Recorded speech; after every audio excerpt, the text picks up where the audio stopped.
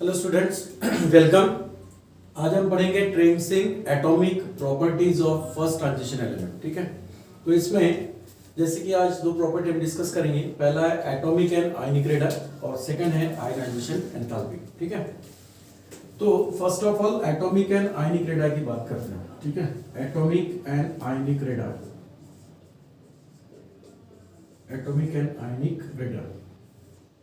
अब देखो इसमें क्या है कि ट्रांजिशन एलिमेंट्स की जब बात करते हैं, मैंने डी ब्लॉक एलिमेंट, ठीक है, तो ट्रांजिशन एलिमेंट कहाँ होते हैं? एस और पी ब्लॉक्स के बीच में, ठीक है, मिडल में होते हैं। अब इस डी ब्लॉक एलिमेंट में क्या दिखाई देता है कि इनमें एटॉमिक रेडाई में वेरिएशंस दिखाई देता है, चेंजेस दिखाई देता है। वो किस तरीके से कि जैसे हम किसी भी सीरीज की बात करते हैं, suppose first series that is the scandium to zinc, ठीक है, या सेकंड सीरीज लेते हैं तो वाइट्रियम टू कैडमियम। तो ऐसी जो हमने चार सीरीज देखी थी, इसमें से कोई भी सीरीज क्या होता है कि जब हम पीरियड वाइज, ठीक है, फ्रॉम लेफ्ट टू राइट जाते हैं, so when we go from left to right along this period, जब हम लेफ्ट टू राइट चलते हैं, ठीक है, अलोंग दिस पीरियड, तो व्हाट हैपन, क्या होता है कि when we go from left to right along the period, atomic number is increase by 1। Atomic number 1 से बढ़ता है।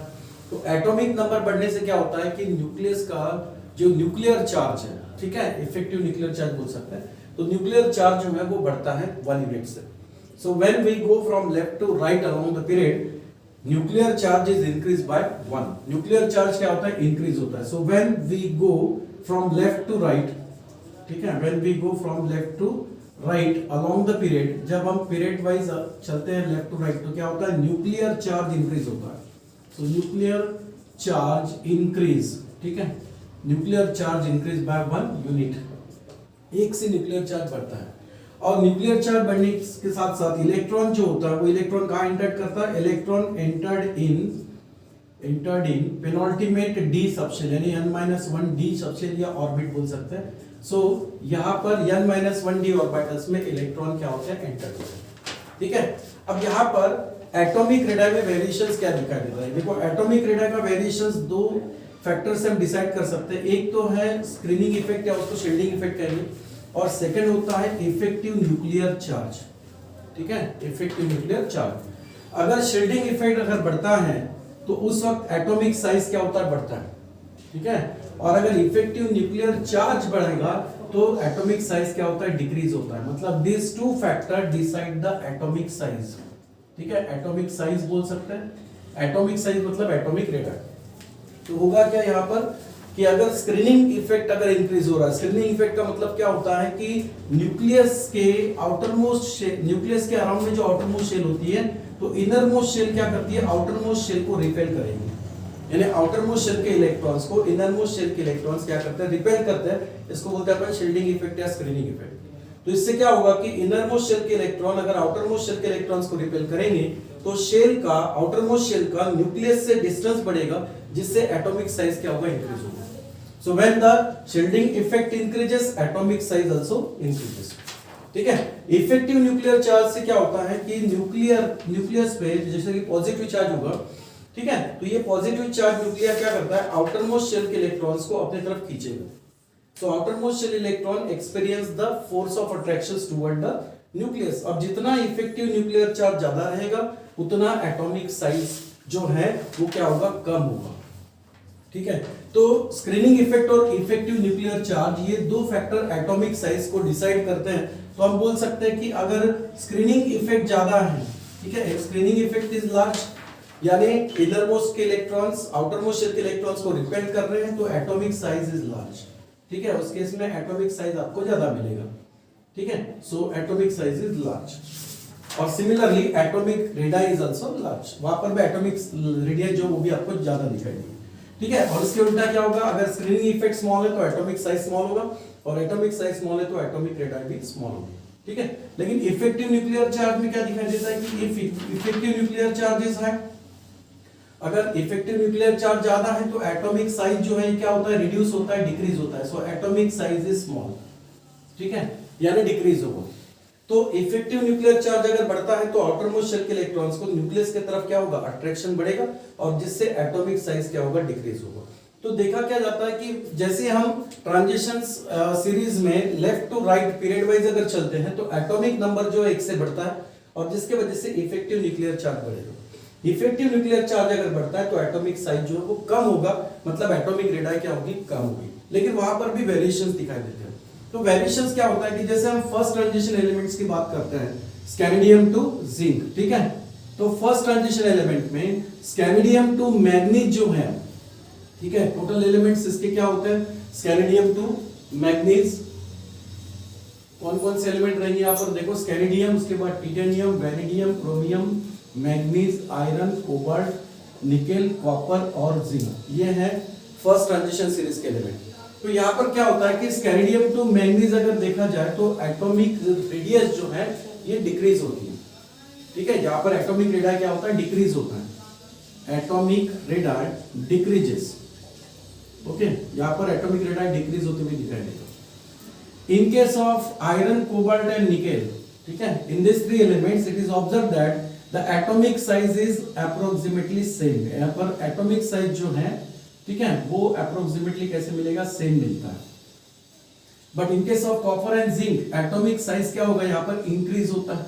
सो एटॉमिक साइज इंक्रीजेस, ठीक है, एटॉमिक साइज जो यहाँ पर इंक्रीज होगा। तो एटॉमिक साइज में या एटॉमिक रेडियस में यहाँ पर क्या होगा कि वेरिएशंस दिखाई देगा। एटॉमिक साइज कह सकते हो या एटॉमिक रेडियस भी कह सकते हो। तो scandium to manganese atomic radius जो है वो डिक्रीज होगा। आयरन, कोबाल्ट, निकेल तक एटॉमिक साइज क्या होता है, सेम होता है। और उसके बाद कॉपर और जिंक में एटॉमिक साइज जो है, एटॉमिक रेडियस जो है वो इंक्रीज होता है। अब ये क्यों हो रहा है, ये इन दो फैक्टर्स की वजह से होगा, एक तो स्क्रीनिंग इफेक्ट और एक होगा इफेक्टिव न्यूक्लियर चार्ज, ठीक है। अब यहाँ पर क्या दिखा हमने कि अगर न्यूक्लियर इफेक्टिव न्यूक्लियर चार्ज ज्यादा हो तो एटॉमिक साइज क्या होगा, कम होगा। और यहाँ एटॉमिक साइज डिक्रीज होते हुए दिखाई दे रहा है। मतलब स्कैंडियम टू मैग्नीज की बात करते हैं तो यहाँ पर इफेक्टिव न्यूक्लियर चार्ज जो होगा ये ज्यादा होगा as compare to screening effect. Screening effect के कंपैरेटिवली इफेक्टिव न्यूक्लियर चार्ज ज्यादा होता है। So that's why atomic size क्या होता है, डिक्रीज होता है। यहाँ पर आयरन, कोबाल्ट, निकेल में क्या होगा, इफेक्टिव न्यूक्लियर चार्ज और स्क्रीनिंग इफेक्ट अप्रोक्सीमेटली सेम होंगे, ठीक है, जिससे एटॉमिक साइज कांस्टेंट हो जाता है या एटॉमिक रेडियस भी आपको सेम मिलती है। लेकिन उसके बाद कॉपर और जिंक की बात करते हैं तो यहाँ पर क्या होगा, यहाँ पर एटॉमिक साइज डिक्रीज हो रहा है, इसका मतलब क्या होगा, सॉरी इंक्रीज हो रहा है, इसका मतलब स्क्रीनिंग इफेक्ट का जो इफेक्ट होगा वो ज्यादा रहेगा as compare to effective nuclear charge, ठीक है। इफेक्टिव न्यूक्लियर चार्ज से स्क्रीनिंग इफेक्ट जो है वो ज्यादा रहेगा। तो ये रीजन के वजह से एटॉमिक रेडियस में आपको क्या दिखाई देता है, चेंजेस या वेरिएशंस दिखाई देता है, ठीक है, दैट्स अ ट्रेंड्स। अब जैसा एटॉमिक रेडियस की बात कर रहे हैं तो ऐसे ही आयनिक रेडियस है, उसमें भी आपको ट्रेंड्स दिखाई देंगे, ठीक है। So that's a trends in ionic radius, या बोल सकते हैं कि वेरिएशन इन आयनिक रेडियस। अब आयनिक रेडियस यानी क्या होगा, जैसे कि हम ट्रांजिशन एलिमेंट की बात करते हैं, सभी मेटल्स हैं और डिफरेंट ऑक्सीडेशन स्टेट के क्या करते हैं, शो करते हैं। इनके आउटरमोस्ट शेल के इलेक्ट्रॉन्स जब ये लूज करते हैं, खास तौर से s और d ऑर्बिटल्स में से, तो वो क्या करता है, डिफरेंट ऑक्सीडेशन स्टेट शो करता है। तो तब हम उसको बोलेंगे आयन यानी कैटायन, ठीक है। तो आयनिक रेडियस में क्या ट्रेंड दिखाई देता है, इस ट्रेंड को या इस चेंजेस को हम दो तरीके से यहाँ पर स्टडी करते हैं। एक तो ये होगा कि डिफरेंट एलिमेंट्स होंगे, ठीक है, different element with same oxidation state, ठीक है। डिफरेंट एलिमेंट होंगे लेकिन उनका ऑक्सीडेशन स्टेट जो होगा सेम होगा, सो सेम ऑक्सीडेशन स्टेट। अब जैसे कि फॉर एग्जांपल अगर हम क्रोमियम की बात करते हैं और कॉपर की बात करते हैं तो क्रोमियम +2 ऑक्सीडेशन स्टेट में है और कॉपर भी अगर +2 ऑक्सीडेशन स्टेट में है। So these are the different element but having the same oxidation state. तो इनका एटॉमिक रेडियस क्या दिखाई देता है कि क्रोमियम 2+ में यहां पर एटॉमिक रेडियस मिलता है 82 पिकोमीटर। वही अगर कॉपर 2+ में अगर आयंस में अगर आयनिक रेडियस अगर देखा जाए तो इसका 72 पिकोमीटर आता है, ठीक है। यहां पर क्रोमियम 2+ ऑक्सीडेशन स्टेट दोनों का सेम, एलिमेंट डिफरेंट है, लेकिन क्रोमियम की +2 ऑक्सीडेशन स्टेट में आयनिक रेडियस कितनी मिलती है, 82 पिकोमीटर, वेयरएज कॉपर 2+ में आयनिक रेडियस क्या मिलता है, 72 पिकोमीटर, ठीक है। तो यहां पर क्या होगा कि क्रोमियम से कॉपर का एटॉमिक नंबर ज्यादा है, ठीक है, एटॉमिक नंबर यहां पर क्या है, ज्यादा है, लेकिन कॉपर 2+ में यहां पर आयनिक रेडियस कम हुई है। आयनिक रेडियस कम हुई मतलब क्या हुआ, उसका एटॉमिक साइज जो आयनिक साइज जो है वो कम हुआ। और आयनिक साइज कम होने के पीछे रीजन क्या होता है, इफेक्टिव न्यूक्लियर चार्ज जहां ज्यादा हो स्क्रीनिंग इफेक्ट से वहां एटॉमिक रेडियस डिक्रीज होगा या आयनिक रेडियस भी डिक्रीज होगा। तो इफेक्टिव न्यूक्लियर चार्ज किस पे डिपेंड करेगा, एक्चुअली एटॉमिक नंबर पे। तो जितना ज्यादा एटॉमिक नंबर रहेगा उतना इफेक्टिव न्यूक्लियर चार्ज ज्यादा रहेगा। तो कॉपर का एटॉमिक नंबर जो है, ठीक है, वो जैसे कि 29 ये ज्यादा होगा एज कंपेयर टू क्रोमियम जिसका 24 होता है। तो कॉपर का एटॉमिक नंबर ज्यादा होगा क्रोमियम से, that's why effective nuclear charge भी यहाँ पर क्या मिलेगा, ज्यादा मिलेगा। ठीक है, तो इस केस में ये फैक्टर यहाँ पर अप्लाई होता है। अब दूसरा ये है कि अगर हम बात करते हैं कि सेम एलिमेंट है, ठीक है, so same element with different oxidation state, ठीक है, अगर एक ही एलिमेंट हो कोई भी और वो डिफरेंट ऑक्सीडेशन स्टेट शो कर रहा है, डिफरेंट ऑक्सीडेशन स्टेट, तो यहां पर भी क्या होता है, यहां पर भी आयनिक रेडाई क्या होता है, डिक्रीज ही होता है। ठीक है, आयनिक रेडाई डिक्रीजेस, यहां पर भी आयनिक रेडाई जो है वो डिक्रीज होती है। तो आयनिक रेडाई डिक्रीज होने के पीछे रीजन क्या है, जैसे कि ट्रांजिशन एलिमेंट को हम मान लेते हैं कि मेटल, अब अगर मेटल एक इलेक्ट्रॉन लूज कर रहा है तो इसका कैटायन क्या बनेगा, M1+, ठीक है, फर्स्ट ऑक्सीडेशन स्टेट 2+ यानी 2 ऑक्सीडेशन स्टेट, ये ऊपर 3+, ठीक है। तो इस तरीके से डिफरेंट ऑक्सीडेशन स्टेट शो करते हैं ट्रांजिशन स्टेट के एलिमेंट, सॉरी ट्रांजिशन एलिमेंट। तो यहां क्या होता है कि ये पॉजिटिव चार्ज कब आता है, जब आउटर मोस्ट शेल के इलेक्ट्रॉन्स ट्रांजिशंस मेटल जो है वो क्या करते हैं, लूज करते हैं। तो यहां क्या होगा, एटॉमिक नंबर तो सेम होगा क्योंकि एलिमेंट सेम है, यानी उसका न्यूक्लियर चार्ज उतना ही रहेगा, ठीक है, लेकिन इलेक्ट्रॉन कम होने से न्यूक्लियर चार्ज वहां पर उतना ही नहीं रहेगा, बढ़ेगा मतलब क्या होगा कि इलेक्ट्रॉन्स नंबर से कम हो जाएंगे, ठीक है, और इलेक्ट्रॉन नंबर से कम होंगे तो पॉजिटिव चार्ज डेफिनेटली न्यूक्लियस का क्या रहेगा, ज्यादा रहेगा। सो व्हेन वी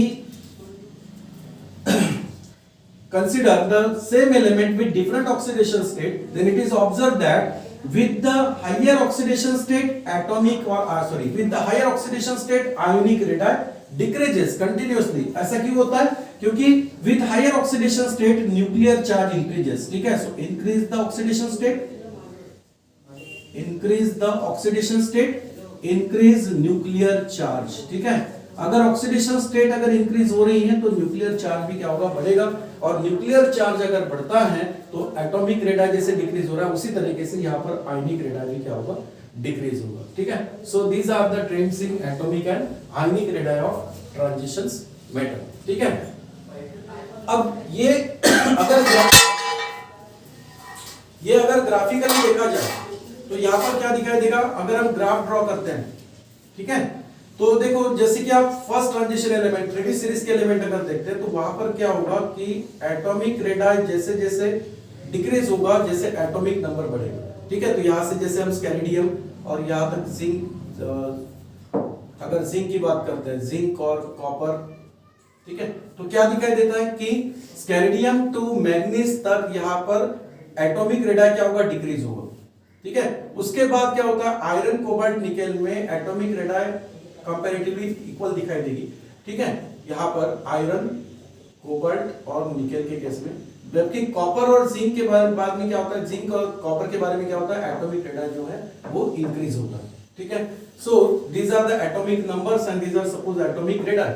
तो एटॉमिक रेडाई और एटॉमिक नंबर्स, ठीक है, ये हो गया इनका एटॉमिक नंबर, और इसको मान लेते हैं कि एटॉमिक रेडाई, ठीक है, एटॉमिक रेडाई इन पिकोमीटर। तो क्या दिखाई देता है कि एटॉमिक रेडाई स्कैरिडियम टू मैग्नीज क्या हो रहा है, डिक्रीज हो रहा है। उसके बाद आयरन कोबाल्ट निकेल में कांस्टेंट मिलता है, और निकेल के बाद कॉपर और जिंक के केस में फिर एटॉमिक रेडाई बढ़ती हुई दिखाई दे रहा है, क्योंकि वहां पर स्क्रीनिंग इफेक्ट क्या होता है, ज्यादा as compare to effective nuclear charge, ठीक है। तो इस तरीके से ये ग्राफ है। इसके बाद जैसे कि 3D सीरीज हुआ उसी तरीके से यहाँ पर और 2 सीरीज मिलेंगे, 4D और 5D, तो उनका भी आपको ग्राफिकल वेरिएशन कुछ इसी तरीके से मिलेगा। जैसे कि ये डॉटेड लाइन के साथ में डार्क लाइन बता रहा हूँ, तो ये डॉटेड लाइन मान लेते कि ये 3D सीरीज का हुआ तो ये 4D सीरीज के एलिमेंट होंगे, ये 5D सीरीज के एलिमेंट होंगे, लेकिन वेरिएशंस उनमें भी बिल्कुल सिमिलर शो होता है जैसे कि 3D सीरीज के एलिमेंट में वेरिएशंस दिखाई देगा, इसमें एटॉमिक और आयनिक रेडाई में, ठीक है, यहां तक समझा। तो अब है नेक्स्ट पॉइंट अपना आयोनाइजेशन एंथैल्पी। अब ये आयोनाइजेशन एंथैल्पी क्या होता है एक्चुअली, आयोनाइजेशन एंथैल्पी मतलब अमाउंट ऑफ एनर्जी रिक्वायर्ड, ठीक है। आयोनाइजेशन एंथैल्पी मतलब हम बोल सकते हैं कि it is the amount of energy required to remove the electron, ठीक है, energy required to remove the electron from outermost shell. So energy required to remove electrons को रिमूव करने के लिए एनर्जी जो लगेगी उसको हम कहेंगे आयोनाइजेशन एंथैल्पी। ठीक है।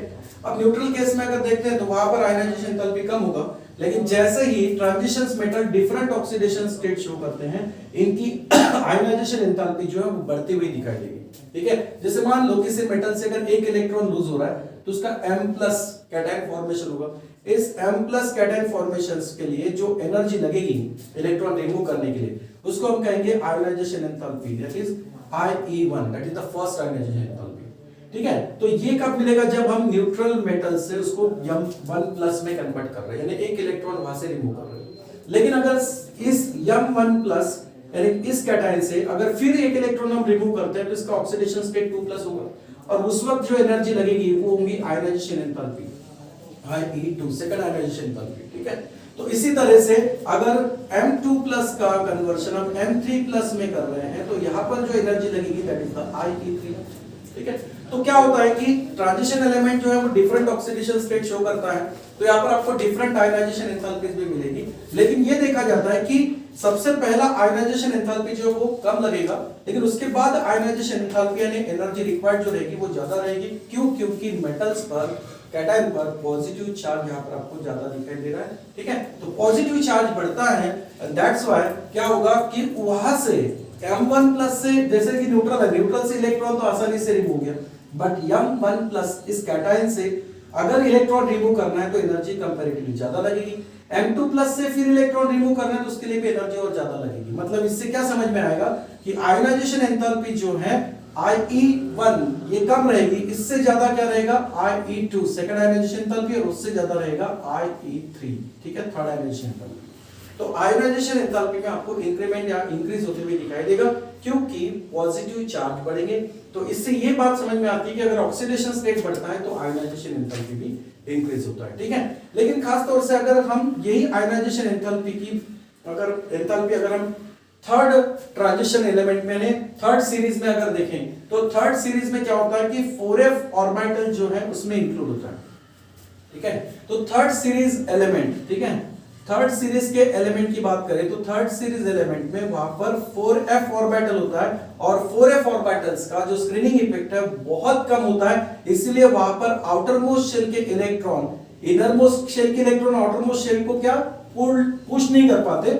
तो स्क्रीनिंग इफेक्ट कम होने से आउटर मोस्ट शेल के इलेक्ट्रॉन न्यूक्लियस की तरफ क्या होते हैं, हाईली अट्रैक्ट होते हैं, और अगर उनका अट्रैक्शन ज्यादा हुआ तो इनको रिमूव करने के लिए एनर्जी ज्यादा लगेगी। मतलब हम बोल सकते हैं यहां पर कि ionization enthalpy in third transition element, ठीक है, ionization enthalpy in third transition element is higher या more than second and first and second transition element. ठीक है, तो फर्स्ट और सेकंड ट्रांजिशन एलिमेंट से थर्ड ट्रांजिशन एलिमेंट्स की जो आयोनाइजेशन एंथैल्पी रहेगी वो ज्यादा रहेगी। क्यों?